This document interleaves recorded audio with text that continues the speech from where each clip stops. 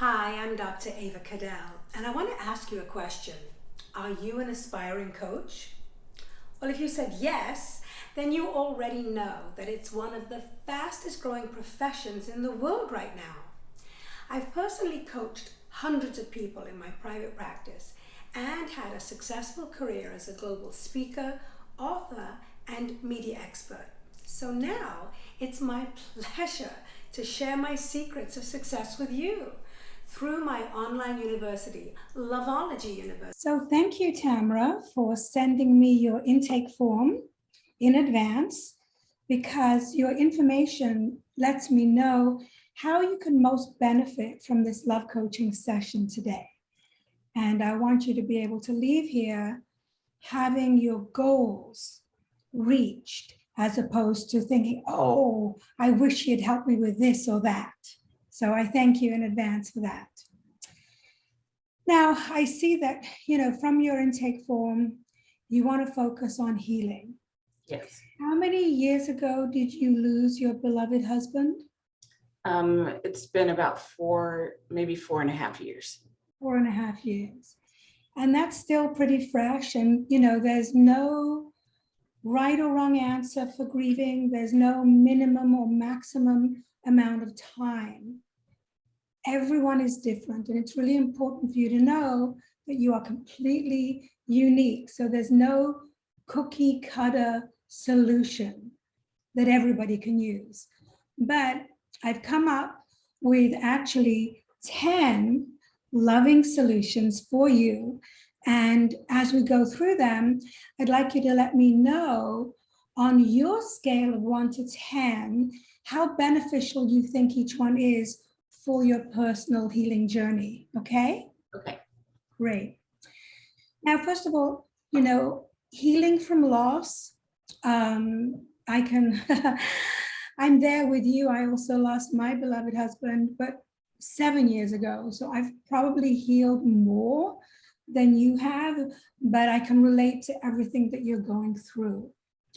And it can cause you to feel completely overwhelmed with a plethora of emotions that range from sadness and anger, disbelief, confusion, even shock and depression.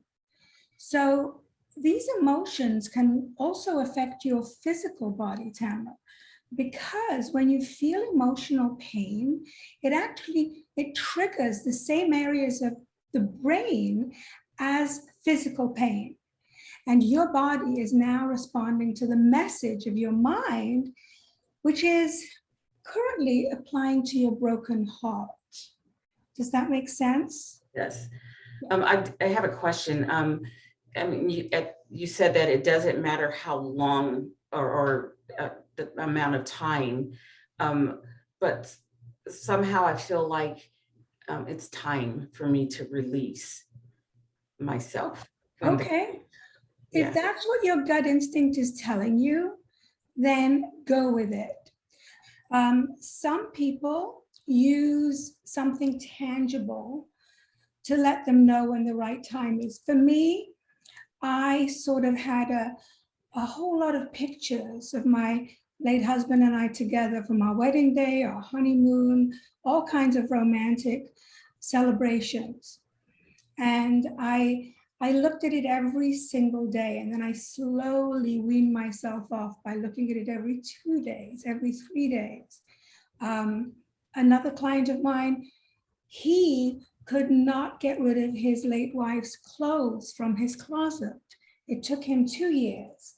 And then when he gave it to charity, he knew he was ready to move on. Yes. So everybody has something completely unique. Do you have anything like that? Well, I have like his urn on a dresser. I just have a picture of him. It's his military, so it's like a whole military thing that's in a corner. Not so much that I look at it every day, but it's just there. And I have like a spirit keeper there as well. And so it just helps me to relax and not think so much about everything, because I used to recall all the time, like from the time he walked in until he passed away. And I would see everything, and there was times I couldn't stop it.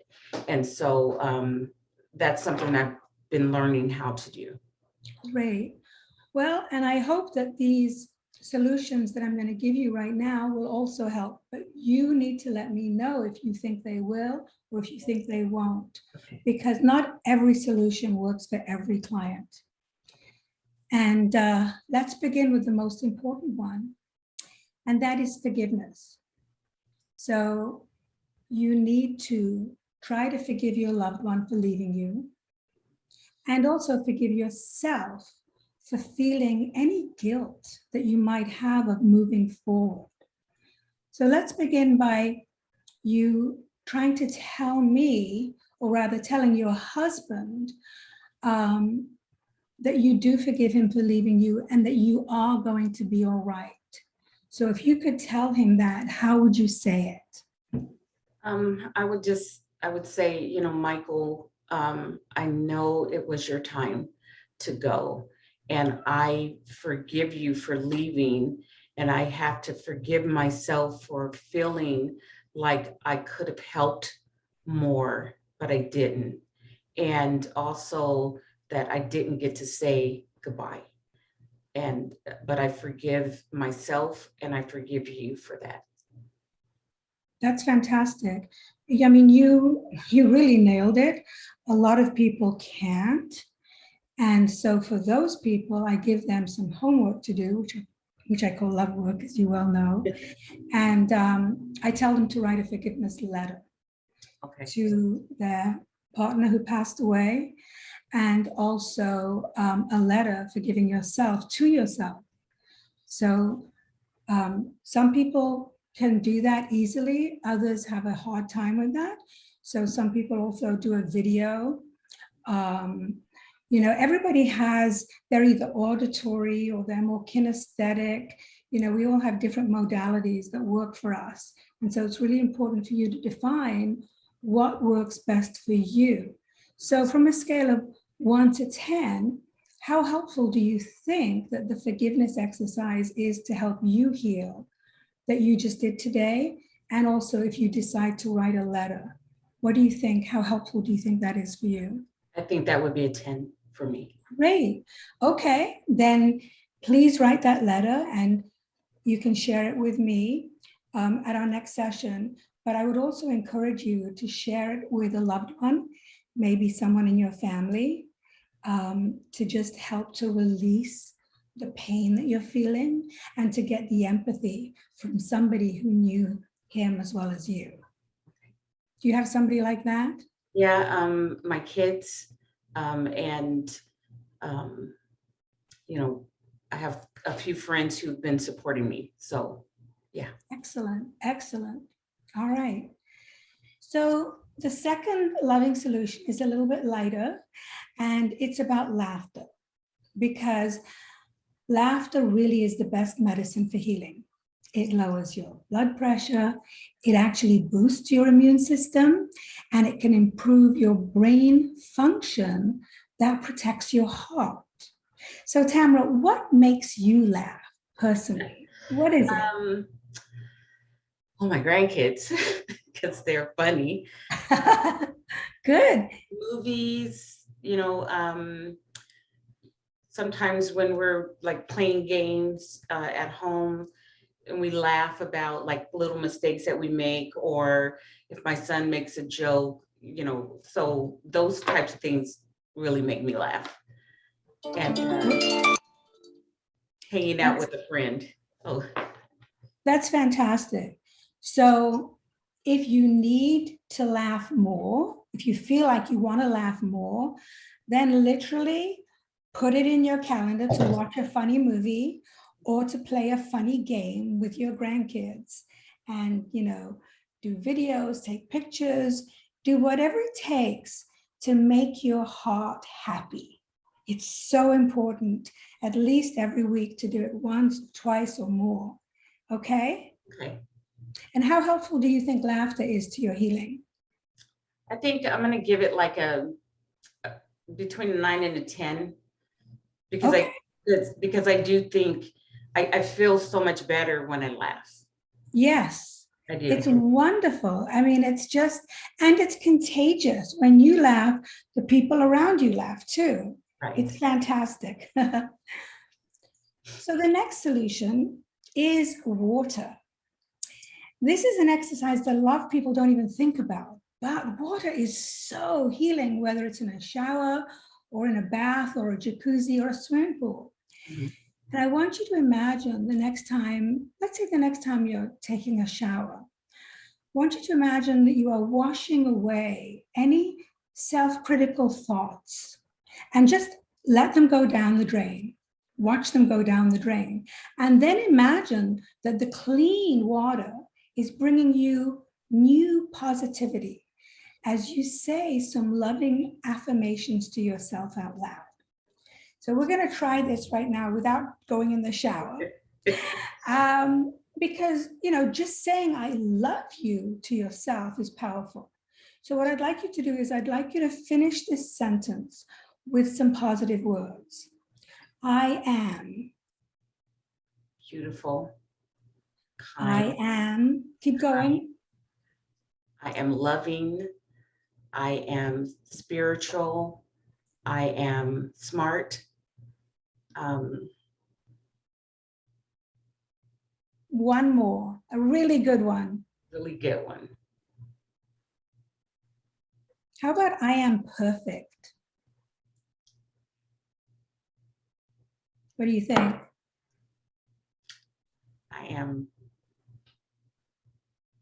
I'm not perfect.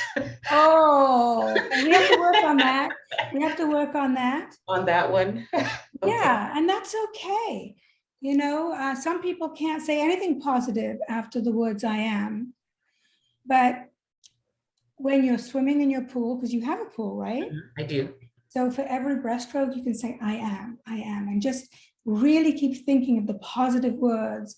And when you get really good at it, it's a great exercise every day to just say 10 positive things, or something that I use is the alphabet. Oh. And think of something positive with every single letter of the alphabet. So it can be, I am ambitious for A, I am beautiful for B, you know, I am charismatic for C, and so forth. It's a really good exercise that will, again, flood your brain with these positive endorphins that are going to make you feel healthy and happy. Yeah, and I need to do that because there was a point where I couldn't say that. You know, I Right. couldn't say that I am happy, I am beautiful, because I didn't feel that. Exactly. You have to feel it. And sometimes you can actually fake it. Because, for example, when you smile, your brain thinks you're happy. Even if you're not, even if you're faking a smile, your brain doesn't really know the difference whether you're pretending or actually feeling it. So if you're having trouble, just fake it. Pretend you're reading a script and you're acting in a movie or something like that. And just as long as I say it.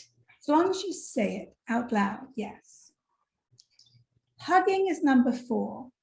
And I see you said you had 8 grandchildren. That's fantastic. So hugging has been proven to release, again, feel-good brain chemicals like oxytocin. And that in turn increases levels of dopamine and serotonin, which have a calming, soothing effect on your body. So who can you hug every single day? Well, I have a grandson and a granddaughter that I live with, Mm-hmm. and my daughter-in-law. And sometimes I even hug myself. I was just going to say, for people who don't live with somebody, just hug yourself and say, I love you. It's very, very rewarding and emotional. It's an emotional thing. The first time I think I told somebody to hug themselves, they just couldn't stop crying because it feels that good wrapping your arms around yourself. But I'm so happy that you have people, and make sure every day I would hug them in the morning and hug them before they go to sleep. Yeah. And that way you'll also teach them to be, more Yeah. huggable and Huggable, yeah, yeah. yeah. Okay, so number 5 is music. Oh, Yeah, listening to music can make you feel relaxed and happy. mhm. But it depends on what kind of music. There is music that can actually reduce pain and stress. So, do you have any specific music or artists that you listen to that make you feel really relaxed?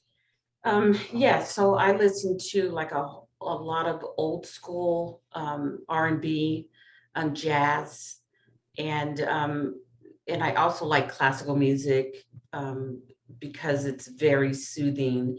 Um, and so I listen to a lot of music that my husband listened to, and Mhm. so it makes me happy and it brings back memories, good memories, you know. Yeah. Yeah, I think listening to music every day is it's also very good for the brain. It can actually help to increase your brains. I mean, your brain cells rather. You don't a lot of people don't realize that even when we get into our mature years, we can still grow our brain cells. And by learning something new, by listening to something new, and even listening to something that you remember, years ago, it brings back those memories that you mentioned. And as you know, in the end, what we're really going to be thinking about is our memories, the memories that you create with your loving family, your loving friends. It's all about memories. So I want you to really think about starting to create new memories because you have the old ones. Yes. So and there's so many different kinds of music. So, for example, sometimes I'll tell a client to listen to the kind of music that makes her feel sensual. Mm. Because, as you know, some women in particular need to be in the mood for sensuality, Right. and music can help with that. So, do you have music that makes you feel sensual as opposed to relaxed? Or is that something you don't even want to get into right now? I mean, I listen to music that does make me that makes me feel sensual and sexy. Mm-hmm. Um, and and although I haven't moved forward enough for like a relationship, but I still like to feel that way. As Good. though I'm in one, that I'm Mm-hmm. in it with myself. That's fantastic. Yeah. A lot of people don't realize the power that music has Yeah. on our body and on our emotions as well. So, on a scale of 1 to 10, how valuable do you think listening to music is for healing? I'm gonna say 8 for me. I was gonna say a 5 Mm-hmm. because I don't really like. I never thought about listening to music all the time. So I drive in my car with no music on. I Oh, sit in my office with no music on, and I never thought about. I listen to it at home, but I never thought about outside. ah, so that's really interesting. So, when you're in the car, you should choose music that will give you the kind of energy that you're looking for. So if you want to just really relax and feel zen, go for the classical music. Like Okay. I really love The Four Seasons by Vivaldi. It's so beautiful. That's just an example, but there's many others. But if you want to be energized while you're driving, listen to some 60s music, Oh some yeah. Elvis or Beatles or whatever. Motown, I always say, is happy music. Yes. So Yes. yeah, think about the energy that you want to feel in your body, and then choose the music that will complement that. Yeah. I never thought about that I should listen to it while I'm Mm-hmm. because sometimes being in the car is just me. And Right. I just think about all kind of stuff and work and all that, but I never thought about how the music would make me feel. Well, good, good. Now, the next loving solution is a little harder. It's one that everybody finds challenging. So I'm warning you,